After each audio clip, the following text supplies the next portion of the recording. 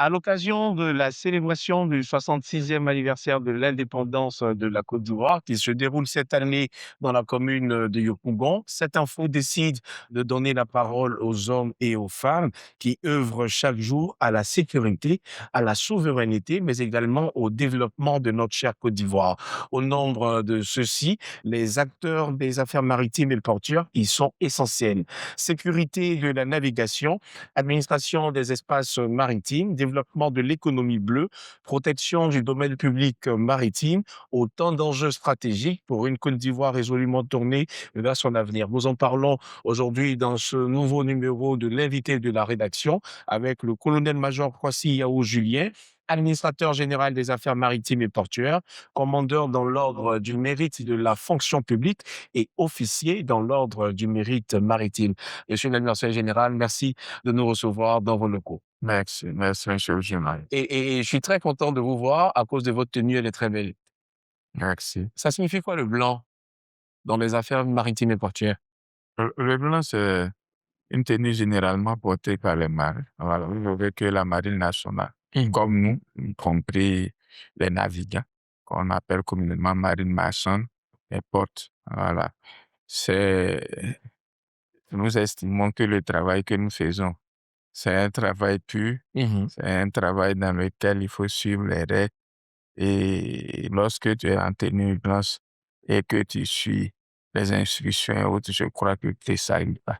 Et donc, c'est un peu dans ce sens que nous travaillons, sur les instructions. Alors, vous avez parlé de Marine nationale, ça me permet d'aborder cette question-là. Beaucoup, justement, confondent vos activités, c'est-à-dire les activités de la Direction générale des affaires maritimes, avec celles de la Marine nationale. Finalement, c'est quoi les vraies missions de la DGAN?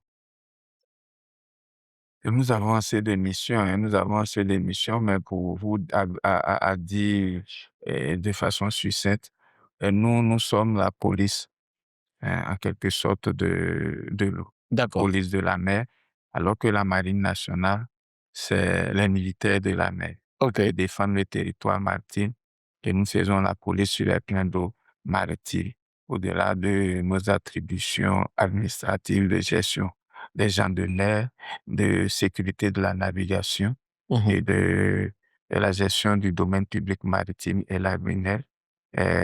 J'ai parlé des gens de mer, bon, de la sécurité de la navigation, de la sûreté et de la sécurité. Et dans le cadre de l'action de l'État en mer, et nous travaillons avec un certain nombre d'administrations, Mhm. dont la Marine nationale et les affaires maritimes, les ministères de la pêche et bien d'autres entités qui ont une action dans le domaine maritime. Nous travaillons ensemble à sécuriser au mieux, l'espace maritime de notre pays. Alors, colonel-major, depuis sa création en 1960, l'administration maritime ivoirienne a quand même connu plusieurs réformes ainsi que plusieurs changements de tutelle. Aujourd'hui, le regard que vous portez de façon globale sur cette évolution, pour vous, qu'est-ce qu'elle représente aujourd'hui dans l'organisation de l'État? Et elle représente pour moi, hein, pour ma part, elle représente beaucoup. Vous savez, aujourd'hui, tout ce que nous faisons est tourné vers l'économie. Mhm. Mais quand vous prenez la part je veux dire, des activités maritimes dans l'économie nationale, vous voyez que c'est indéniable. Donc, c'est une administration très importante. Mhm. J'allais dire l'un des piliers aussi du développement de notre pays. C'est une administration très importante, mais le constat qui est fait par de nombreux citoyens en Côte d'Ivoire, c'est que cette administration, cette institution est peu connue du public. Comment est-ce qu'on pourrait arriver à expliquer cela? Comment est-ce qu'on pourrait expliquer ce manque de visibilité sur les différentes missions? Vous savez, c'est un peu, c'est comme, je dirais, tout ce qui est acteur de défense de sécurité. Mhm. Généralement, lorsque vous ne jouez pas un rôle économique de production, vous êtes censé ne pas jouer un rôle principal. Je prends note, nous sommes une administration. Nous sommes à une administration aujourd'hui, quand on parle du secteur maritime, on a tendance à voir seulement les deux ports. Mhm. Non, mais avant qu'on arrive au port, les activités qui se passent au port, la gestion de tous ces auxiliaires, qui sont ceux qui prennent les textes liés à ça, qui sont ceux qui organisent tout ce secteur-là, ainsi de suite, et qui sont ceux qui veillent à ce que les navires puissent venir fréquenter Mmh. nos ports sans, je vais dire, des sanctions au niveau international. C'est bien l'administration maritime D'accord. qui prépare les textes qui les portent à la signature de l'autorité. Et on suppose que la Côte d'Ivoire envisage donc, de développer son économie bleue, à votre niveau, à l'horizon 2030, c'est quoi la stratégie qui est mise en vue? Effectivement, l'État y pense. Je crois que des études ont été menées dans ce sens-là. Mais nous, en tant qu'administration, Mmh. qu'est-ce que nous faisons? Voilà, pour développer l'économie, il faut bien sécuriser ce plan d'eau maritime et lagunaire. Et nous sommes l'un des acteurs, comme je l'ai dit, à côté de la Marine nationale et qui avons pour rôle, effectivement, de sécuriser au mieux cet espace-là. Donc, par ce travail déjà, je pense que nous apportons beaucoup parce que, vous savez, sans sécurité, rien n'est possible. Aucun développement n'est possible. Je Donc, je je veux aborder maintenant avec vous, une question d'ordre, juridique pour mmh, parler du code maritime de 2017 qui constitue donc le statut, le socle juridique de votre action. Les avancées majeures, quelles sont les avancées majeures par exemple pardon que ce code maritime de 2017 là ont pu apporter dans la gouvernance maritime en Côte d'Ivoire? on l'a dit, hein, quand on parle de gouvernance, ce sont les textes. Et c'est à partir de ces textes qu'on gouverne. Et donc, l'ancien code datait de 61. Alors que dans le domaine maritime, les choses évoluent rapidement. Mmh. Et donc, il fallait quand même adapter nous, notre code aux réalités actuelles. D'accord. C'est ce qui a été fait. Il y a beaucoup d'activités qui sont nées entre-temps. Je vais parler de la sûreté Mmh. qui n'existait pas dans les temps. Nous sommes venus car sur la suite des attentats en 2001 aux États-Unis. Et donc, c'est un peu ce que nous essayons de faire au niveau du code. Après le code, qui est une loi, il fallait prendre, je vais dire, tous ces décrets Mmh. d'application et c'est ce travail que nous faisons. Non seulement ça permet à l'opérateur lambda qui vient investir dans le domaine de savoir qu'il y a des textes qui le protègent, D'accord. savoir comment est-ce que je peux mener cette activité sans être sanctionné après Mmh. ou amender après. Donc, c'est un peu ce travail de réglementation au-delà de l'aspect de sûreté et de sécurité que nous faisons et que nous faisons comme attribution, que nous menons pour pouvoir aider ce secteur véritablement à aller de l'avant Et et à se développer. Et justement dans cette, dynamique pour aboutir à vos différents, projets, vous assurez une bonne administration des espaces maritimes et lagunaires en collaboration avec, d'autres opérateurs, d'autres ministères. Comment est-ce que la DGAMP assure-t-elle toute cette coordination? C'est le secrétariat permanent de l'action de l'État qui assure la coordination, D'accord, pas la DGAN. OK, Nous sommes l'un des acteurs, voilà, au même titre que la Marine nationale. d'accord. Voilà, donc c'est un peu ce que nous faisons. Il y a dans cette organisation des activités qui sont propres aux affaires maritimes, d'autres à la Marine nationale. Les affaires maritimes et portuaires, ça concerne également le transport lagunaire qui connaît aujourd'hui un essor assez important. Comment est-ce que les usagers sont véritablement informés sur le terrain des dangers avant leur déplacement? Merci de nous poser cette question. Vous savez, je parlais tantôt de réglementation. C'est le choc de toutes choses. Mmh. Et donc, il y a la réglementation qui a été revue. Parce que si vous regardez bien, à part la Sotra, comment on dit, la SCL, voilà, et il y avait la Citrans qui Mmh. aujourd'hui, malheureusement, n'existe que de nom, si je peux me permettre de le dire ainsi. Donc à part ces 2 entités-là, qui ont des engins modernes, les autres sont de type, artisanal, appelés, Le communément pinasse? appelés, pinasse. Mmh. Donc il fallait quand même, véritablement revoir, avant même de permettre la modernisation de ce type ou Mmh. d'arriver à la modernisation de ce type d'engin.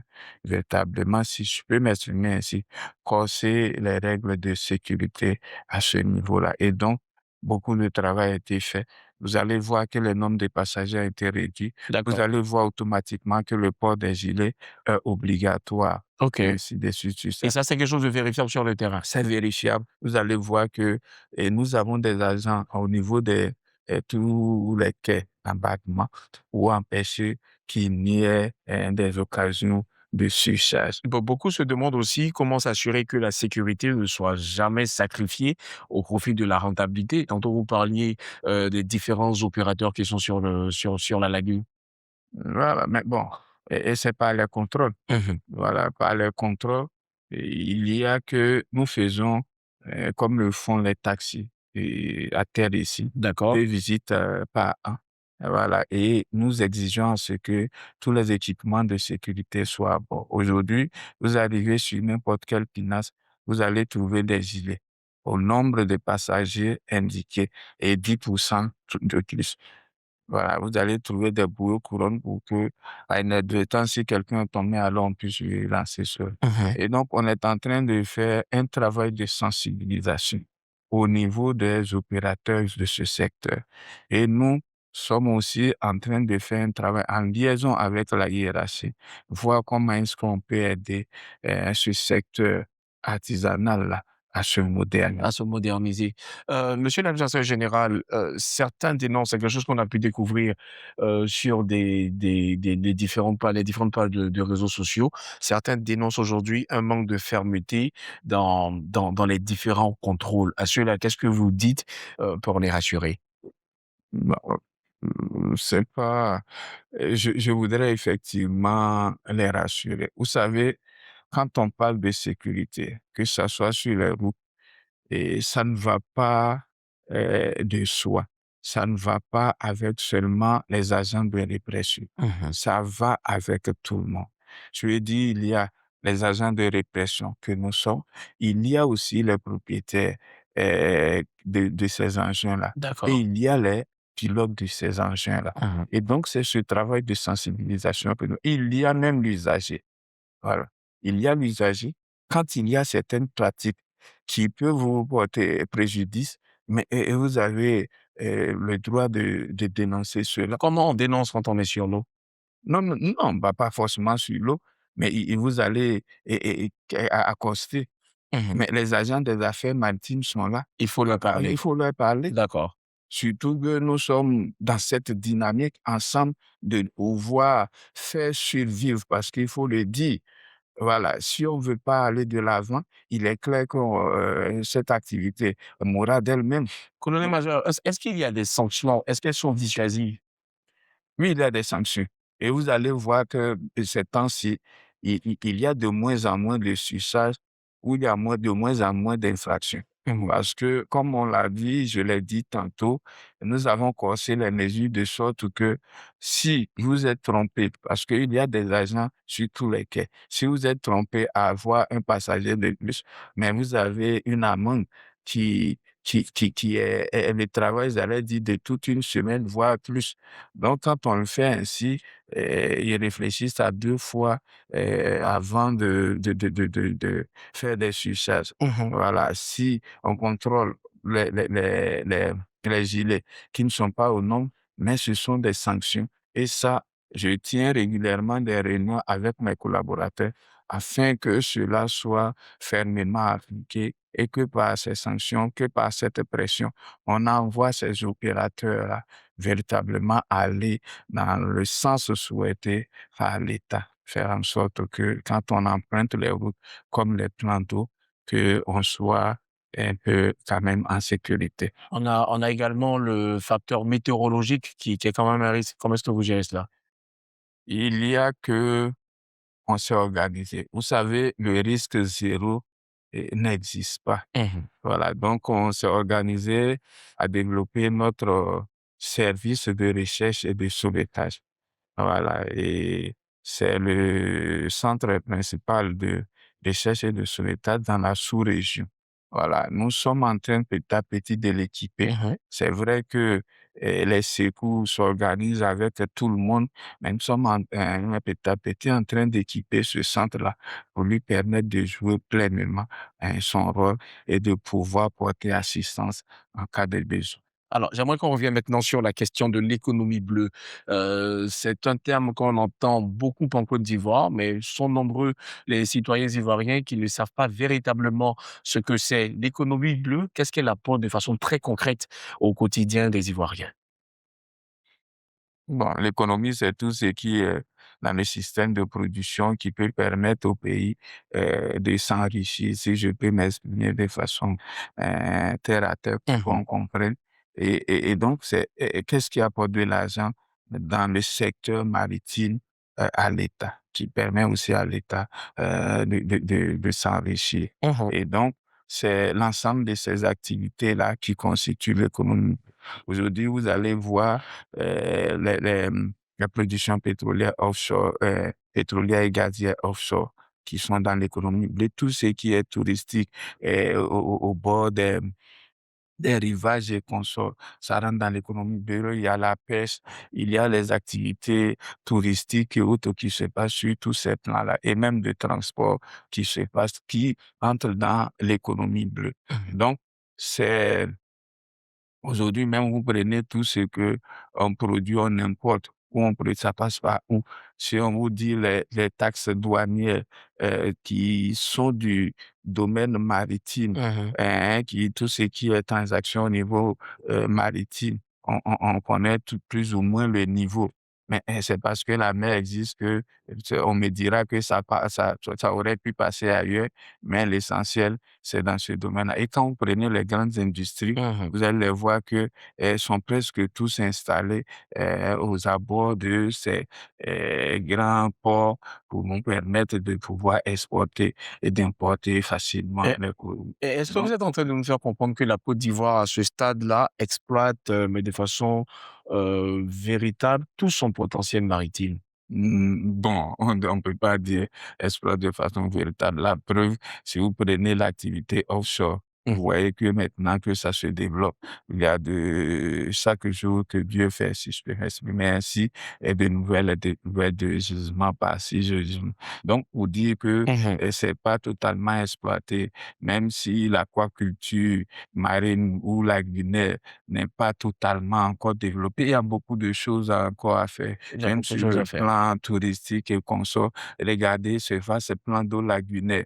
Quand vous allez dans d'autres pays les soirs, mais vous regardez sur ces plans d'eau, il n'y a que des lumières, hein, des bateaux de petits, des bateaux moyens de plaisance qui sont ici, qui sont... Mmh. Mais c'est tout ça là aussi. Et donc, je ne dirais pas que c'est totalement ou bien exploité au maximum, mais nous sommes qu'au début et je pense que Mais également sur la bonne voie. voilà, les réflexions sont menées et je pense que nous sommes sur la bonne voie. Vous avez parlé de tourisme. Moi, ça me permet d'aborder la question des investisseurs. Comment est-ce Mmh. que votre, direction des affaires maritimes et portuaires pourrait accompagner ces investisseurs-là, tout en les protégeant, dans le domaine, maritime?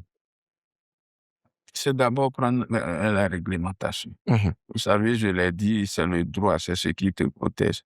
Quand tu viens commencer une activité, on dit voici les tests qui encadrent l'activité.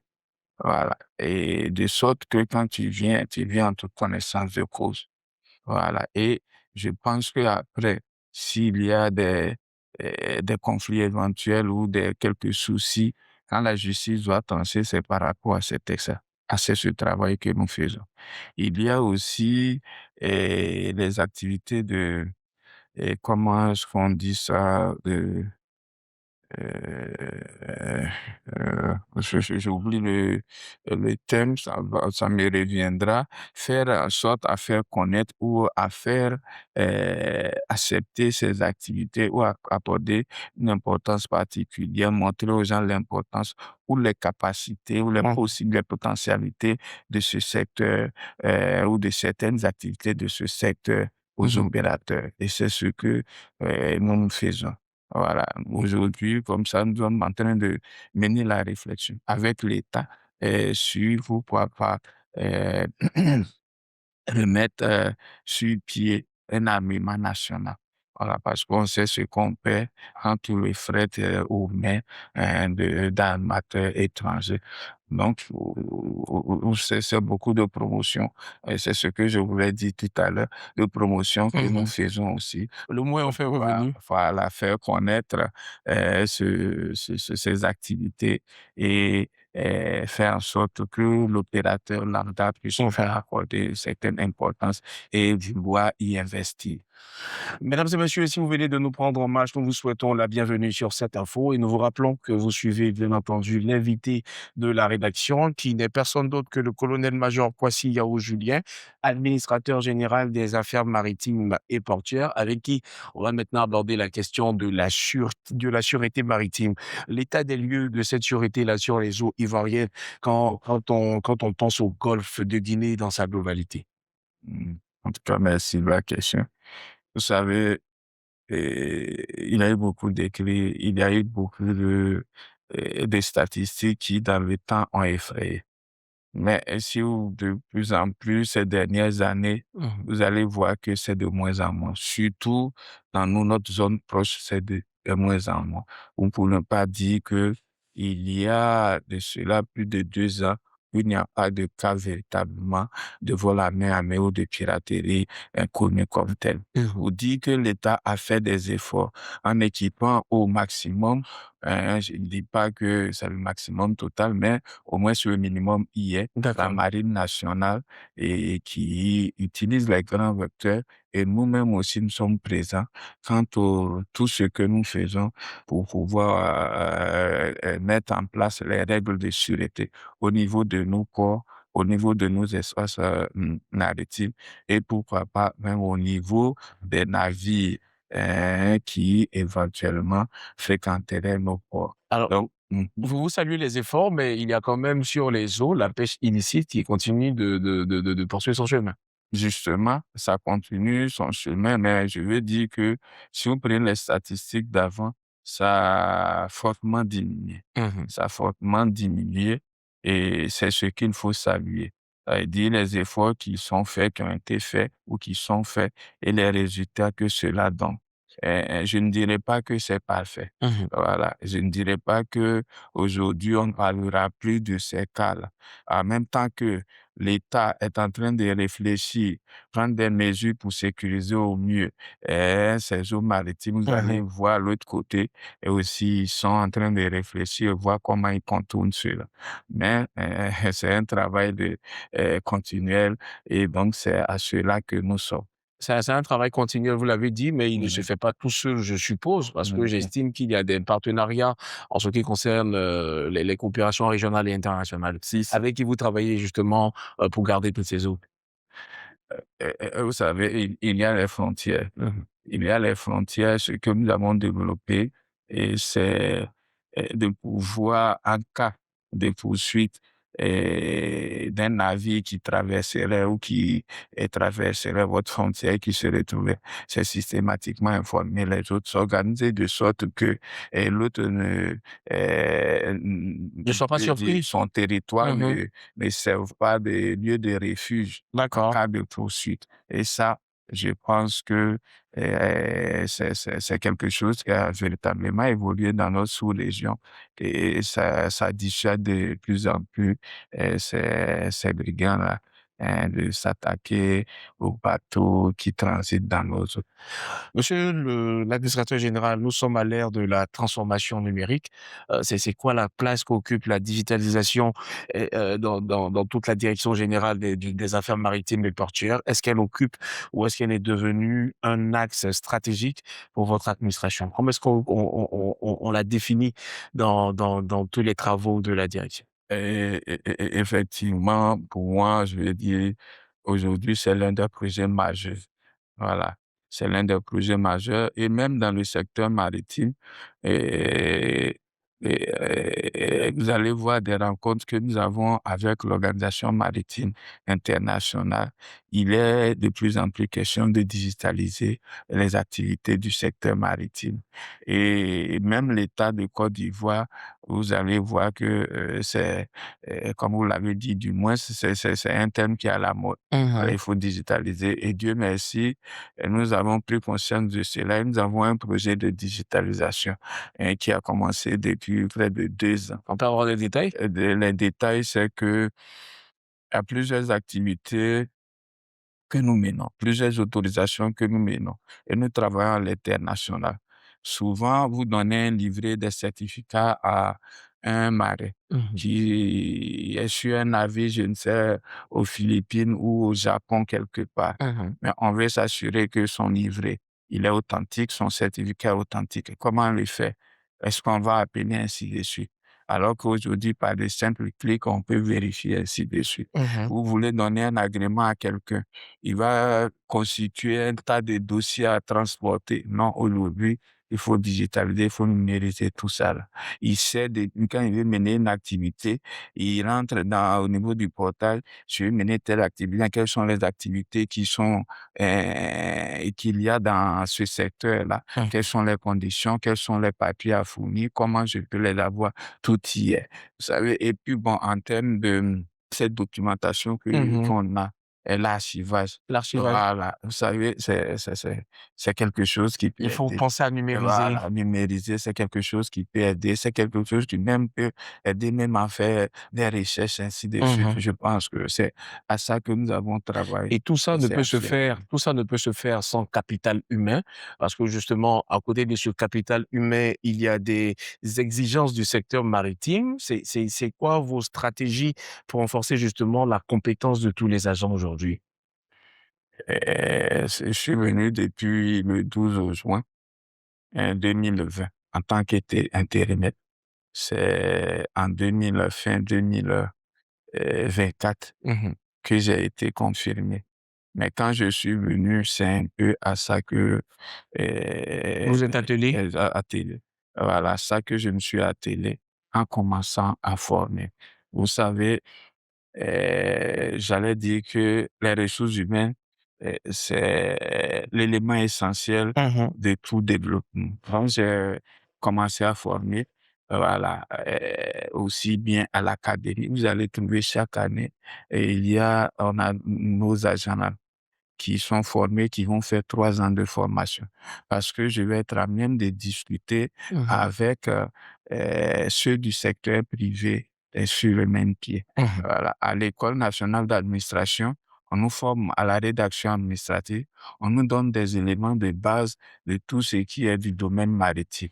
Mais il faut pouvoir faire des formations continues pour pouvoir mettre à niveau du moins, nos différents agents. Et c'est à cela que je me suis attelé. Donc, toutes ces formations, aussi bien au niveau national qu'au niveau international. Tout récemment, je suis allé à Londres. L'objectif, au-delà de la réunion, Mmh. c'est aussi pour négocier, pour voir comment est-ce que je peux faire former un peu plus d'agents au niveau de l'Université maritime mondiale, Malmö. Donc, c'est un peu tout ce que nous faisons. Et pourquoi je le fais ainsi? Parce que je sais que c'est la qualité de ces hommes-là qui vont Mmh. permettre à l'administration de jouer pleinement sa partition de. Colonel-major, nous tirons allègrement vers la fin de l'émission, mais cette info, je tiens à le rappeler, est suivie par 2 millions de téléspectateurs, au nombre desquels il y a plusieurs jeunes qui donc vous regardent aujourd'hui. Ils ont envie de vous ressembler, ils ont envie de travailler dans les affaires maritimes et portuaires. C'est quoi le conseil que vous leur donnez? Ah ouais, je l'ai dit, les affaires maritimes. Si c'est en tant qu'administration, Mmh. voilà, on sait comment est-ce qu'on accède à l'administration. C'est par les concours organisés par la fonction publique. Et chez nous, il y a des agents niveau BPC qui entrent avec le concours de la fonction publique.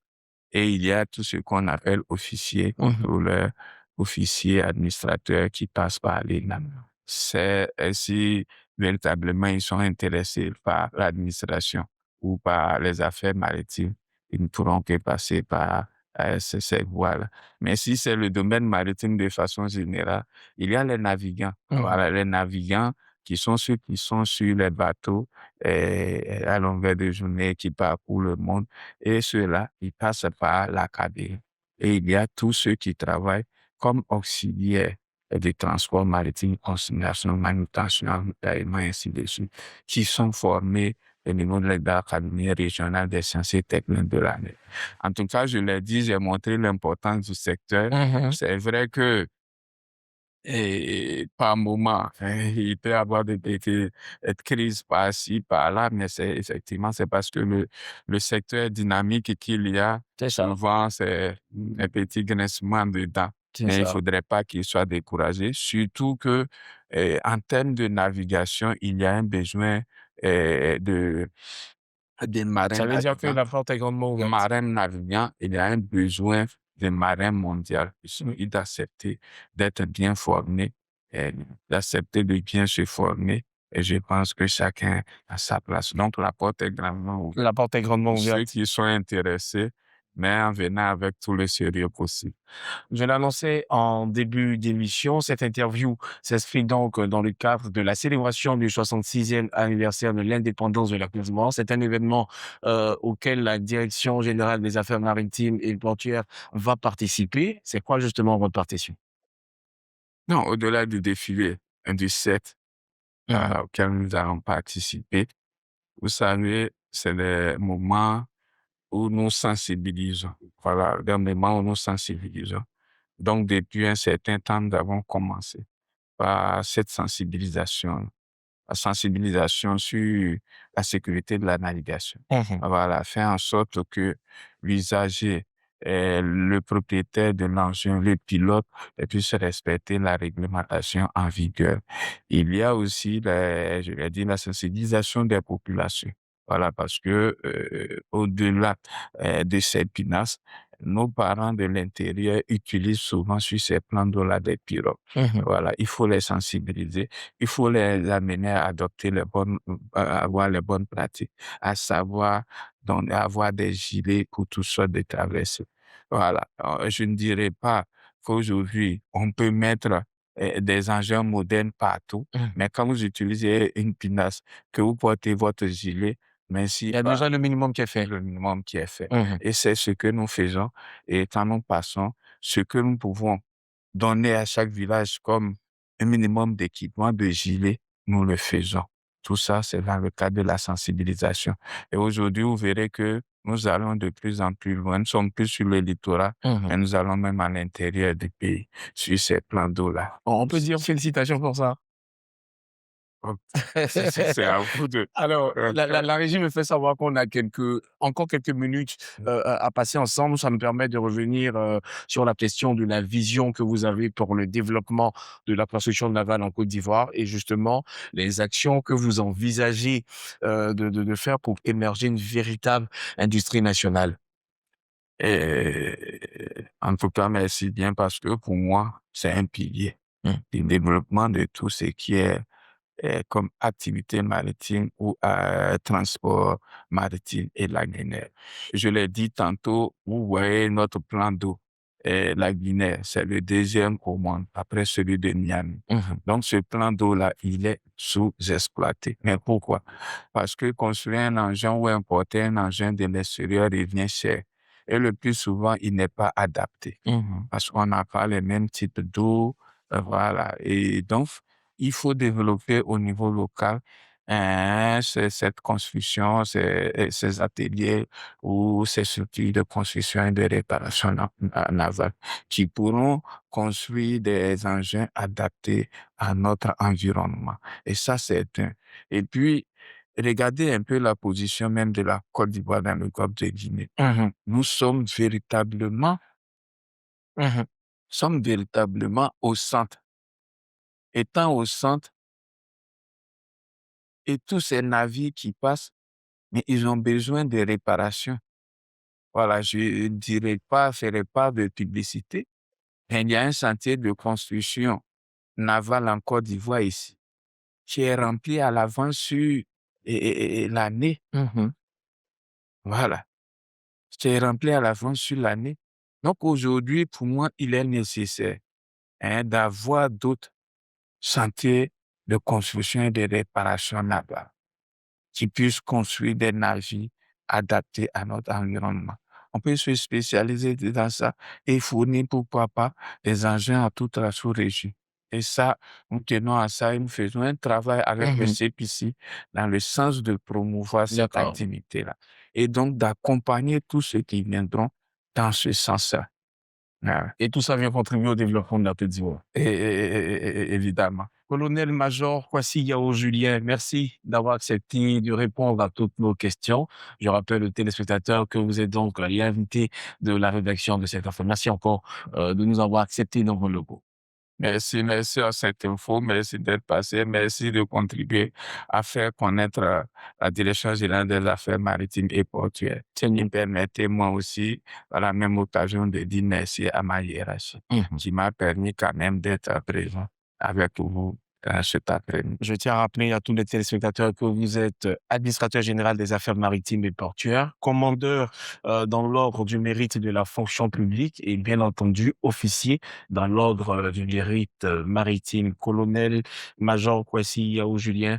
Encore merci et vous souhaitez de passer une bonne journée. Merci. Mesdames et messieurs, on a terminé cette émission. Merci de nous avoir suivis.